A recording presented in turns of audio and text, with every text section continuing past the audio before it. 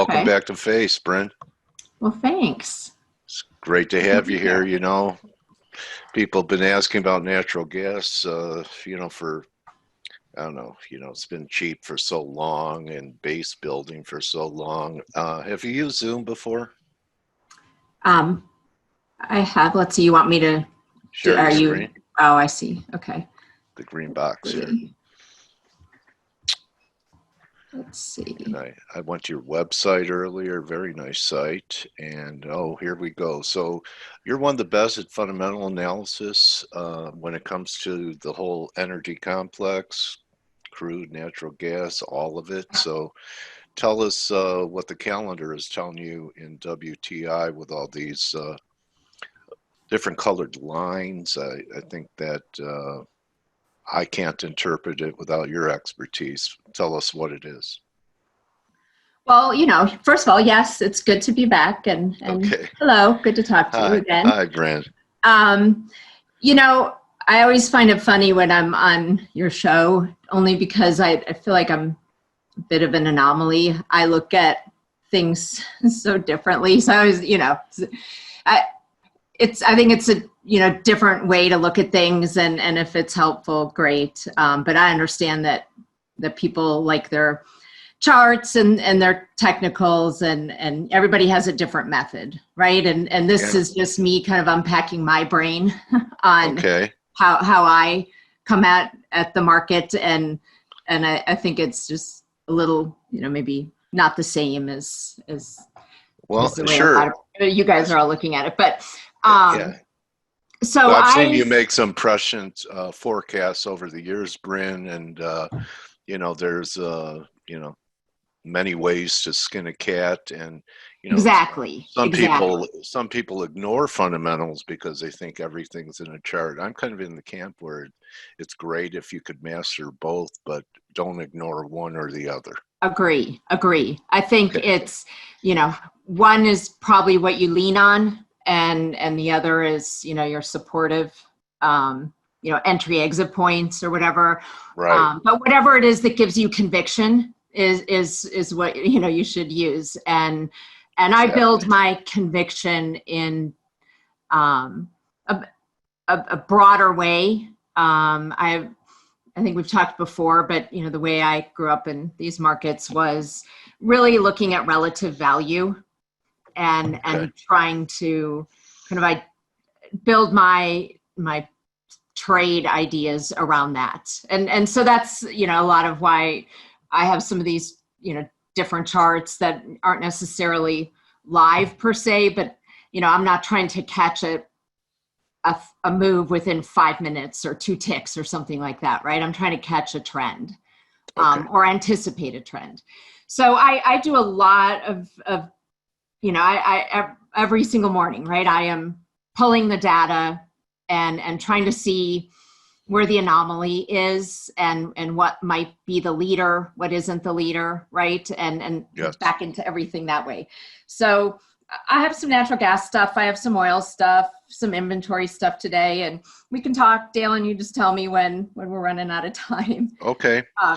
So the first thing I like to look at is I like to get a sense of, what the complex looks like, right? So for me, the complex is, the 12-month calendar strips, right? So calendar 21, calendar 22, like how are they seating,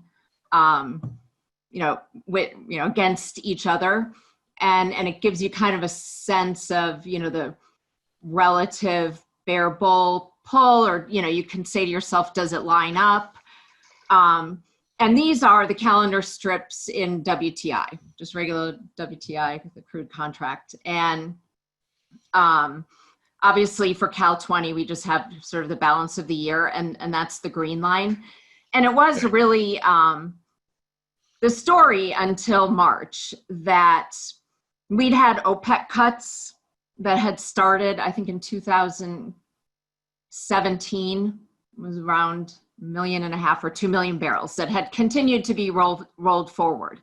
And in that way, the curve was backwardated because the anticipation of these cuts rolling off, the expectation was that then will be less tight in the future, right? So, they're restricting supply now, and as soon as those cuts roll off, the back, so there was no hope for the back of the market. And as a result, we sat in backwardation, right? Where the green line, the front right, is over the back.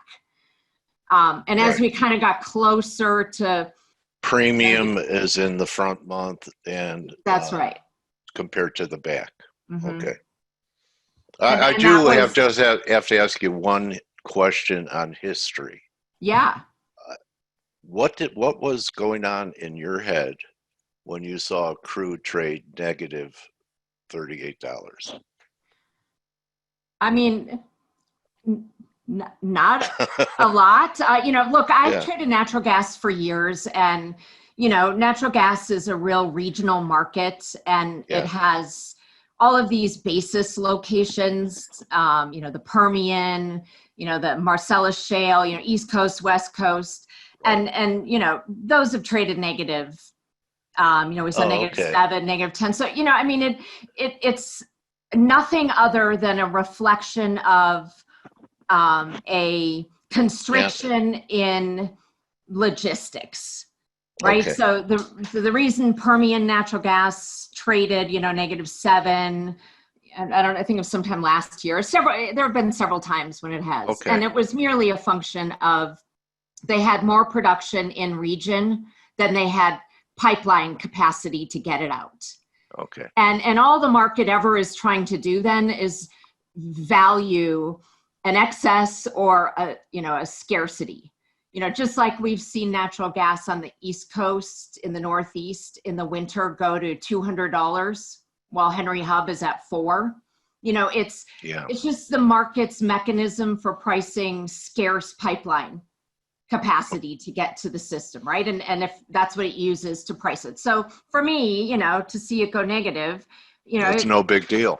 Well, I mean, it was obviously, a historical event, but I guess, it was when you completely pull the rug out from under a market and completely change the game, as in refiners were backing down, cutting down production, so less crude running into the system, in a scramble, in a really short period of time.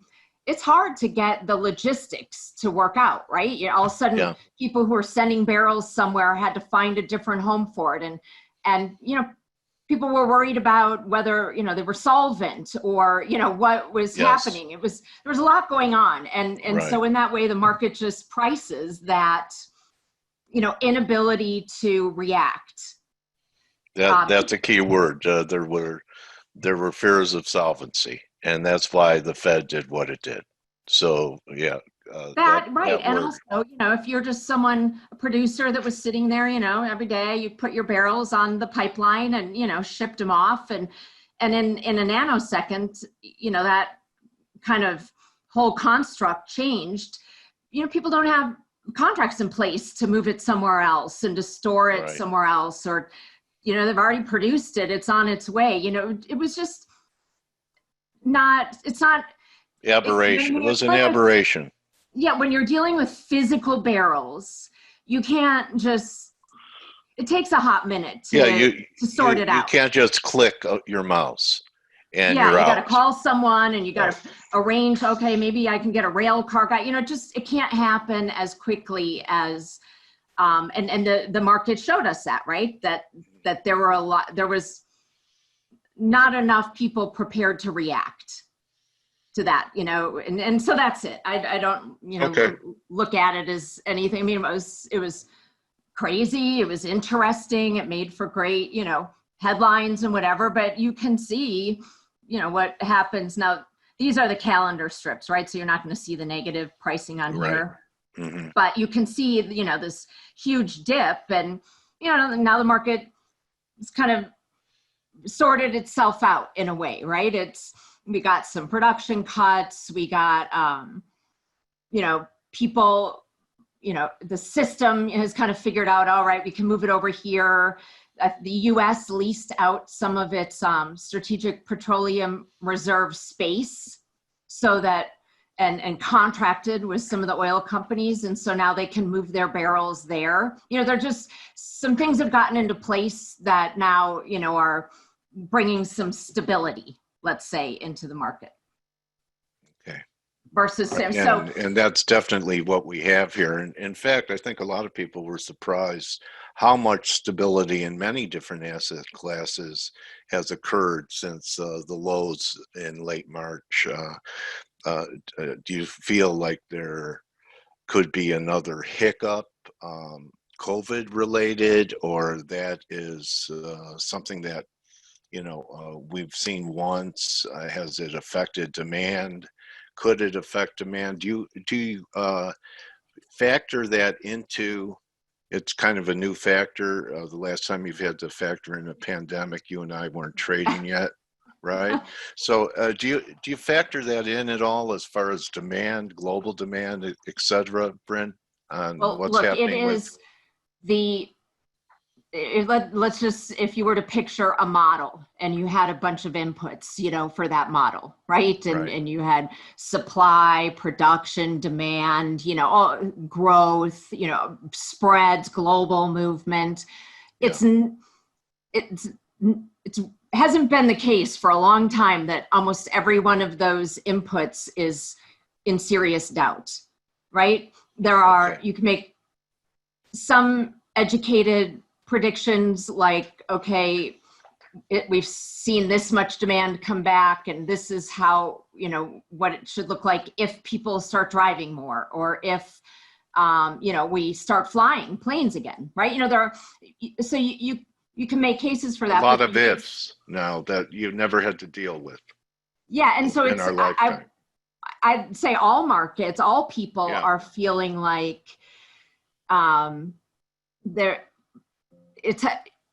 this move it's hard to hang your hat on, the continuation of these trends, only because you don't know.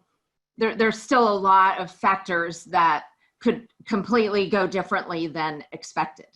So, and in that way, there's a lot of angst, right? It's like, it doesn't sort of feel right that the market's here, but, the market's kind of reflecting just the conditions right now, right? And let's say in oil, right? We OPEC got their production, their cuts, the US says everybody is kind of, cut back some production.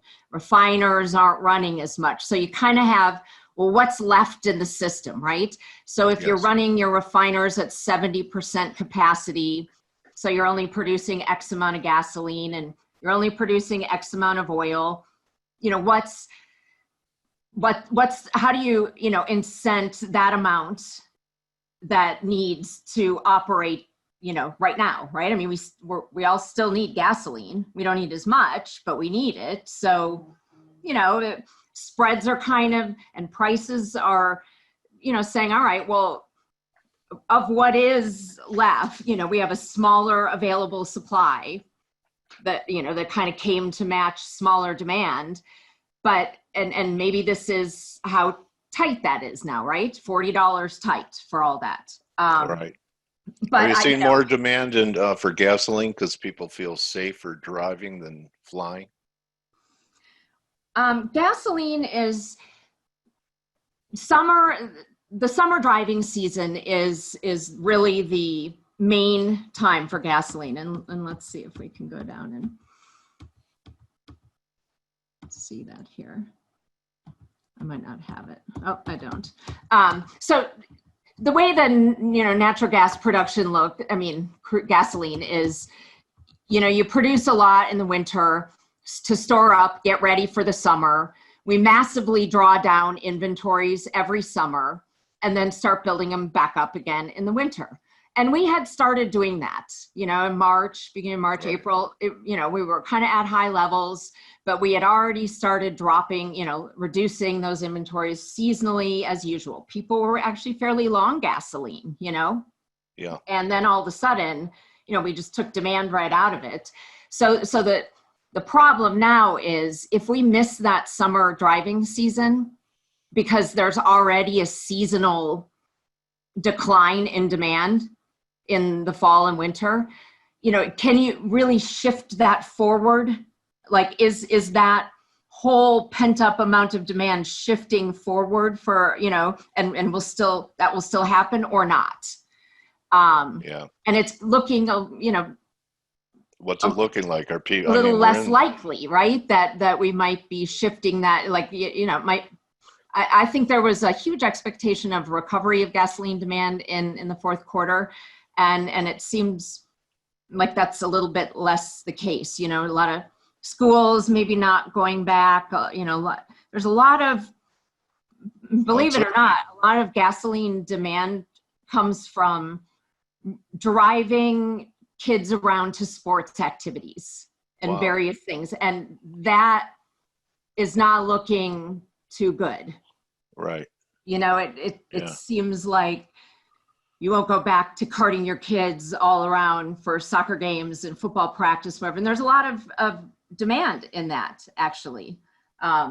Surprising to me, but less. And actually commuting to work is a lower percentage of gas demand, because that's just, you drive to one place and you're done, right? And then you drive home, versus driving around all day running errands, for example. Right. And if you have a family, you're in a way an Uber driver.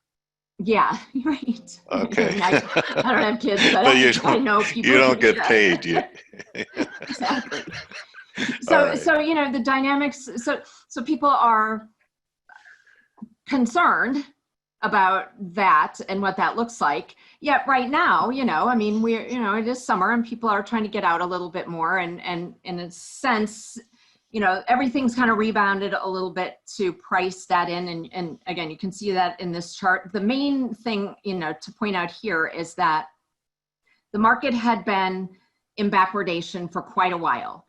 And that was really the trade. If you look at, these are 1 month calendar spreads, right? So SEPOC, OC Novi, Novi Dis in WTI. And for at least the last year, if not more, the play, trades that I would do, trades that, the market looks at, is when, these spreads kind of were in a range, right? They move high to low, and especially like the first 6 month spreads. And when they dipped off, they were always a buy. No one was thinking they were going to, flip in negative.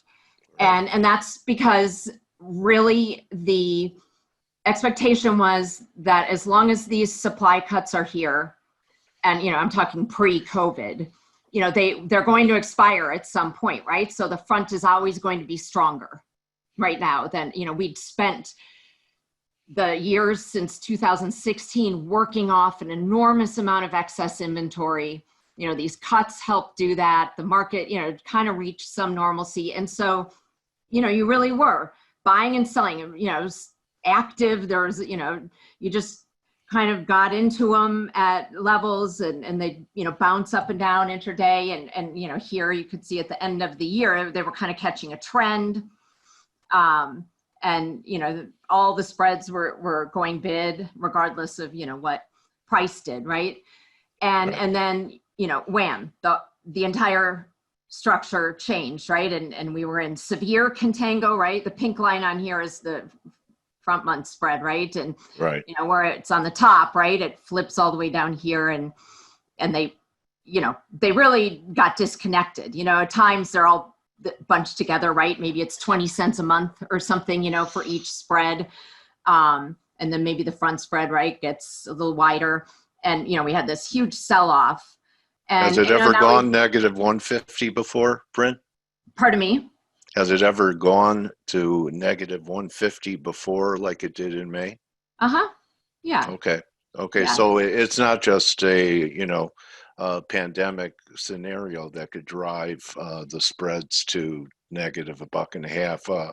What would have been a situation without COVID that could drive the spread to negative 150? So an unexpected large amount of refinery outages like Harvey, right? Okay. Where hurricanes, all the refiners suddenly are down. So, the crude doesn't have anywhere to go. Mother Nature mainly, huh? Pardon me?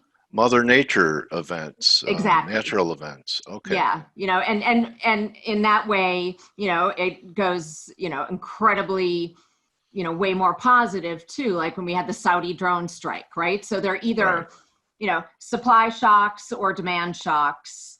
Demand shocks usually seem to be like, weather related, right? This is the Right. first kind of one. It was a different type of demand shock than we've had, Right. but in that way, they are short-lived when they're weather related, right? And this one is obviously could exist for quite a while. And Right. now we also have the dynamic, though, in the market that, OPEC plus cuts, they had a schedule, right? They were cutting 10 million barrels through the end of like this month, and then it ratchets down to 8 or 7. And then by the end of the year, it's down to 5, and then all the way through 2021. So there is this potential supply out there. And in that way, the spreads sort of recovered, right? And now they're really trying to determine,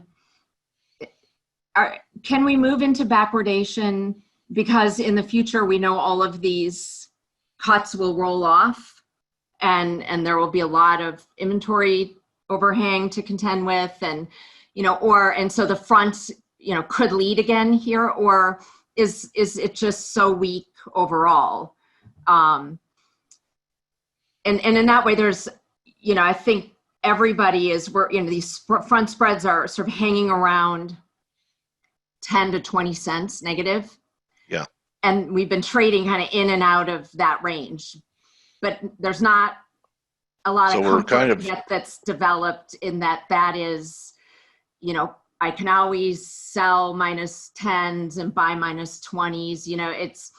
Is there something that could, flip the front over here? And so because it the looks like a volumes are, rally back to, what used to be major support levels. And now we're right back there. We've recovered. And now this is where the rubber meets the road to see if we could start to go positive or maybe even pull back bigger negative from here. Is that the way it seems to you fundamentally? yeah, it would, it's harder to imagine a huge, it's hard, a further, like a We're not big shutting decline. down again. The globe's Like, not right. I don't know that, I mean, sure, we could envision lesser demand for a longer time, but lower demand is not the same as an initial shock. Yeah, shutting down the whole world and people staying Yeah. inside for 90 days. Yeah. And people, having to scramble and cut back. I mean, when these spreads sold off, we hadn't, production cuts hadn't hit the market yet, right? They didn't start till June. I think June, July was the first. It could be May, but I thought the production cuts started in June. So in that way, right, as soon as they took hold in the cash market, right, and that production was pulled off, then the spreads got tighter. Right. And so now all eyes are on whether, how next month, if they bring production up 2 million barrels more, is that going to put a little more pressure on the front? But in that way, then it should put more pressure on the back, right? Because they're going to be even, reducing the cuts more going forward. So this is really interesting right here, these levels, right? And trying to figure out. It's like at a show me level here now, Exactly. Right. I would say people are, there is a short-term scenario under which refineries ramp up a little bit more. And so within like the month or the front month, crude feels tighter because, we've taken supply off the market, but now refiners are pulling more into their system and it feels a little tighter. So you could picture that maybe the front couple months could go over. And I think, that's why we've sort of seen this recovery here, right? It's let's watch these refiners, the utilization rate, every week in the inventory report, that's one of the numbers. And it's been steadily, I think the low was like 60% and, I think it was 77% last week. So, but it's a, typical tough balancing act. They ramp up a little bit to produce a little more gasoline, but if the market's not ready to accept that amount of gasoline, right, then all we end up doing is building gasoline inventory. Okay. So someone says they really like your urban gardening experiment. You have a green thumb, not just a... Am I taking crap for that? All right. Anyway, can we switch gears to Nat Gas? A lot of people, but go ahead. Yep. Okay. Let's see here. All right. So a lot of people looking for a bottom here. Yeah, I know. Well, let me just say this about natural gas before we look at the curves. Natural gas is a show me market. It is a last minute, won't move until the cash market itself gets tight. Big reason for that is there's not very much money flow in the gas markets. I mean, not nearly as there is in oil. I mean, natural gas, yes, we have some LNG that we export, and that's a little nice new dynamic. But for the most part, it is a market where all summer long, we produce more than we need. And in the winter, we consume more than we produce on a daily basis, right? So storage balances those two out. Okay. And year after year, you can sit there and look at storage and say, oh, storage is too low. I can't believe prices are higher. Storage is so high. I can't believe prices are lower. The market doesn't care until it cares. So looking for, timing and patience of waiting through these summer months. And I think people get a little bit of feedback loop, like, oh, one day there was a weather report and we moved up a little bit from like $1.60 to $1.70 or something. And oh, now I'm validated. The weather was the mover, right? But then the next day it doesn't. Right. And so, it's hard to get price signals in the summer. And summer gas isn't winter gas. It's, you're not going to hold your August you got to roll forward, and the spreads are really wide. So picking a bottom, I think we're 100% up to Mother Nature on natural gas. Okay. Odds are, our storage levels are higher than we've been. And so having 4 TCF in the ground coming into a winter, it really doesn't matter how cold it is. Sure, you'll have days where the market spikes, because if it's cold in the Northeast, and the demand exceeds the incoming pipeline capacity, these will blow out. Right. The only wild card that's a little different this year is that there is some expectation that, usually what supplies, I'm so long-winded, what supplies the market on any given day in the winter is daily production capacity. So, there's, only so much can flow on pipelines, right? So that's X plus the daily amount you can pull out of storage. So X plus Y is how much you have available on any given day. Okay. And there is some speculation and projections out there that the daily production is going to be impacted by this, low prices, by crude oil production being taken offline, which therefore pulls associated natural gas production offline. So even though if you want to look at storage and say it's going to be really high, I don't know how it is I could get bullish. People are getting bullish in that winter condition because they think that the daily production could be hindered, right? So the X in the X plus Y is just going to be lower than we've seen in the past. And hindered why? Because crude's going offline? Well, so I'll say 2 main reasons. One is in the Permian, if you lower your crude oil production, by default, you have less natural gas production, because if you pull out a barrel, of oil, you get like 30%, natural gas. So if you stop producing, so they're in that way. But there is so much excess in the Permian already. They flare a lot, and so in that way, there's that. Also, so then you go to the Marcellus, which is really, they're not drilling for oil, right? Their purpose there is they're drilling wet gas, right? They're trying to get natural gas and all the natural gas liquids. And since natural gas prices have been so low, they've really been making their money selling the gas liquids. So the ethane, propane, butane, the NGLs. Okay. And those prices track oil. And I'll show here, I think I have. Here is kind of the NGLs in dollars per MMBTU. And they, obviously have come way off. You think about just before March, right? We had the NGLs kind of up here in the $10 per MMBTU range, right? Except for ethane. Right. And then you got natural gas down here, right? So you can see if you're a Marcellus wet gas producer, this is, the blue line, which is natural gas, has just been the same, right? But you've been getting your little extra kicker, from the products, right? For selling these, liquids. Right. And in that way, could be forcing some economic shut-ins. And that's really where it needs to come from, right? That was their profit center that's been taken away. Their major profit center. That's when you say, okay. What a great interview, Brynne. You're always so great. And I looked at your website, and I've had you here before. I don't think you've ever shown it. So I know that people could get a hold of you and follow you. My fundamentalangle.com. Yep. Yeah.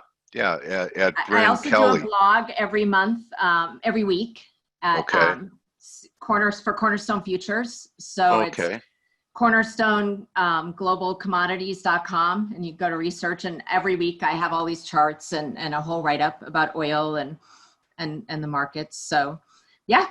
Well, Brynne, thank you so much for coming here. My hope is, you and your family and people care about stay safe, and thank you for the great work that you do to, give us technical traders a background that we normally wouldn't have without going to experts like you about really the intricacies of what happens in the energy complex that's way above a candlestick or a bar. Right. Well, and vice versa. I like, sometimes there's an inexplicable thing going on, and I turn to, the technicals, and it makes sense. So yeah, great to be on again. Thanks for having me. Thank you so much. My trading warrior sister, Brynne Kelly. Follow her if you're an energy trader or you have an interest in it, whether it's shares or futures or CFDs. And I guarantee you that she's a great source of fundamental information in the energy complex. And I'm rooting for you. I'm a fan, Brynne. Ditto. Have a great one. All right. That's a wrap, everyone. Remember, don't just count your pips, count your blessings. And we'll see everyone to wrap up the week tomorrow. Adios.